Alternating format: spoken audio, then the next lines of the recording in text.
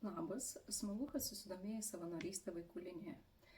Aš esu Indrė, esu savanorių mokytoja iš Klaipėdos ir šitame video pabandysiu trumpai papasakoti visus svarbiausius dalykus, kuriuos reikėtų žinoti galvojant apie savanorystę, tam, kad tu galėtum nuspręsti, ar vaikų linija yra ta organizacija, kurioje tu matytum save. Tai pirmiausia, kas yra vaikų linija? Tai vaikų linija yra ta erdvė, kur mokyklinio amžiaus vaikai gali kreiptis ir pasidalinti įvairiais savo pergyvenimais, sunkumais ir džiaugsmais. Ir mūsų savanoriai kuria tokią erdvę, kurioje būtų saugu visų tuom dalintis. Ir tą daugiausiai padaro per tai, kad nemoralizuoja į mus besikreipiantiems vaikams, nedalina patarimų, o stengiasi, kad kiekvienas vaikas pasijaustų išgirstas, išklausytas ir palaikytas. Todėl vaikų linijos emocinė parama yra anonimiška, konfidenciali ir vaikams nemokama. Tu gali tapti vaikų linijos savanoriu, jei esi pilnametis arba pilnametė, tai yra tau 18 ir daugiau metų, jeigu laisvai kalbi ir rašai lietuvių kalbą ir nesi teistas arba teista už nusikaltimus susijusius su vaikais. Prieš prisijungiant prie vaikų linijos, mes prašysime tavęs pateikti reikalingus asmeninius duomenis tam, kad galėtumėm patikrinti šitą faktą apie neteistumą. Ir dar vienas labai svarbus faktas, kad tu turi būti nusiteikęs arba nusiteikusi ilgalaikiai savanorystiai, nes pabaigus paruošiamuosius mokymus savanoriai įsipareigoja 200 valandų teikti emocinę paramą ir priklausomai nuo pasirinkto budėjimo intensyvumo tai gali užtrukti iki 2 metų, tai vadinama tokia ilgalaikė savanorystė. Norinčių savanoriauti Klaipėdoje žmonės mes kviečiame teikti emocinę paramą telefonu, tai reiškia atsiliepinėti skambučius, kai į mus kreipiasi vaikai. Ir budėjimai vyksta vaikų linijos kabinete, kuris yra įsikūręs Debreceno mikrorajone Klaipėdoje. Ir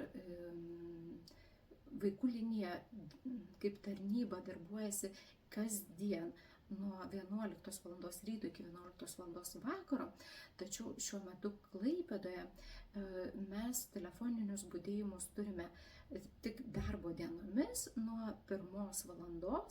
Iki 9 val. Vakaro. Savanoriai yra laisvi šitam diapazone pasirinkti patogias jiems budėjimo valandas. Mažiausias gabaliukas, kokį galima budėjimą pasiimti, yra 1 valanda ir mes nerekomenduojame žmonėms imti didesnio to gabaliuko negu 2-3 valandos, ypač naujai prisijungusiems, kol jie iš tikrųjų įgunda teikti emocinę paramą. Per mėnesį savanoriai įsipareigoja išbudėti ne mažiau kaip 8 valandas ir kaip tos gabaliukus išsidėlioja, tai priklauso nuo jų užimtumo, patogumo ir nuo linijos užimtumo. Mes turim elektroninį grafiką, kuris leidžia ganėtinai patogiai tą daryti. Kai kviečiam žmonės savanoriauti, ilgalaikiai savanorystiai, tai tikrai visada akcentuojam, kad labai prasmingas jausmas apima, kai mes padedam kitiems žmonėms, ar ne. Tačiau tuo pačiu ilgalaikė savanorystė turi ir labai daug naudos pačiam savanoriui. Ta atranda tiek mokslininkai, psichologai, kurie tyrinėja ar ne savanorystės reiškinį, bet ir mes visi, kas susidurėme su organizacijomis, kurios yra paremtos savanoriška veikla, tai tikrai matome, kad savanoriai ne tik tais duoda, bet ir gauna. Ir pagrinde, ką gauna, tai kad išmoksta aktyvaus klausimo įgūdžių ir tuos įgūdžius gali pritaikyti visose savo gyvenimo santykiuose, ne tik tai savanoriškoje veikloje. Taip pat susikuria bendruomenė.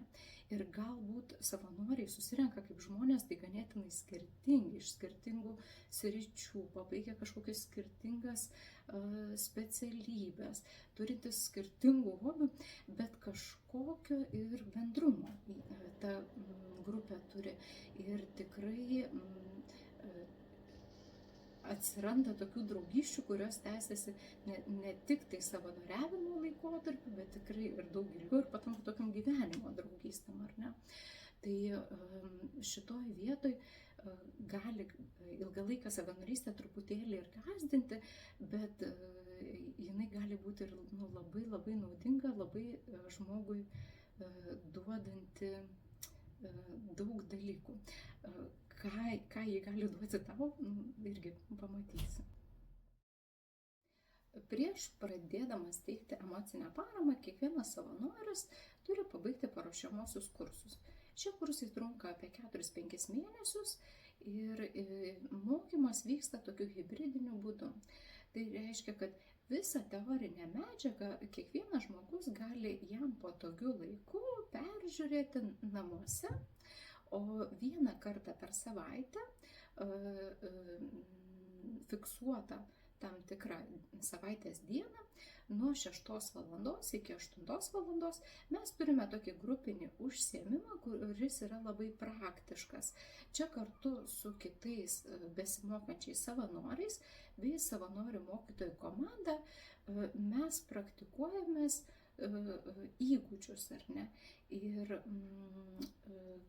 bandom perprasti emocinės paramos teikimo visą modelį. Be šių vakarinių užsiėmimų mokymų metu dar būna 2 šeštadieniniai seminarai. Vienas seminaras būna pačioje mokymų pradžioje ir maždaug mokymams įpusėjus yra kitas seminaras apie savižudybes. Visą mokymo užsiėmimų grafiką mes tau pateiksime iš anksto, kad galėtum susiplanuoti savo laiką.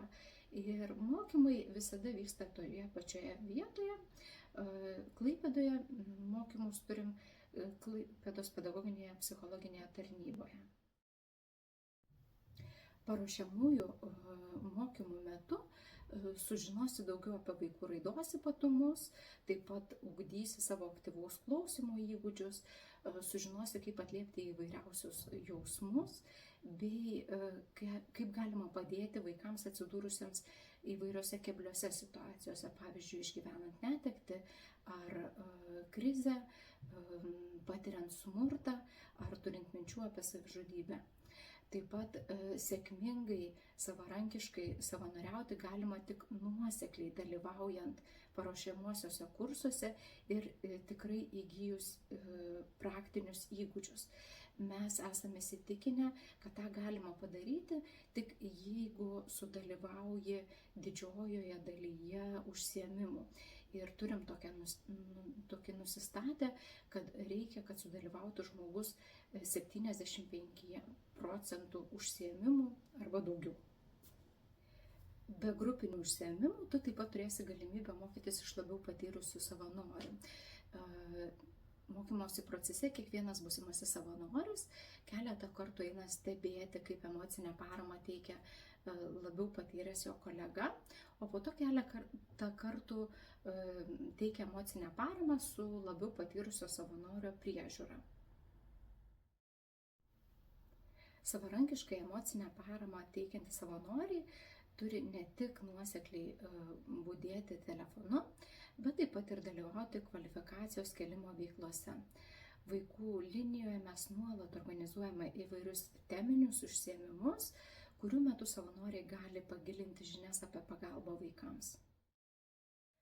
Mums labai svarbu, kad savanoriai galėtų teikti emocinę paramą vaikams, tačiau rūpinamės ir pačių savanorių pergyvenimais, todėl net pabaigę paruošiamuosius mokymus ir jau pradės savarankiškai savanoriauti žmonės, visuomet sulaukia pagalbos ir paramos iš savo labiau patyrusių kolegų savanorių, iš savanorių mokytojų ir darbuotojų. Vieną kartą per mėnesį Klaipėdoje mes turim susirinkimą, kurio metu galima gauti ne tik tais techninę pagalbą, tačiau ir emocinį palaikymą. Pagrindė dėl to, kad tam, kad galėtumėm padėti kitiems, ar ne, turim patys jaustis pakankamai komfortiškai, susitvarkyti su savo jausmais ir šito mokomės praktiškai ir po paruošiamųjų kursų baigimo.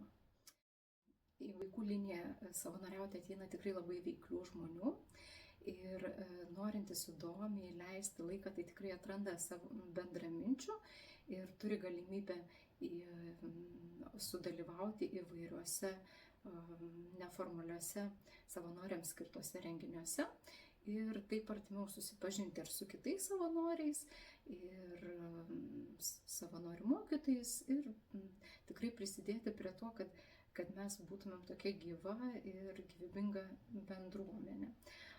Kokie tie neformalūs renginiai, tai Klaipėdoje kažkaip populiaru yra žygiai, žygiuoti, dviračiais važiuoti, į kiną eiti.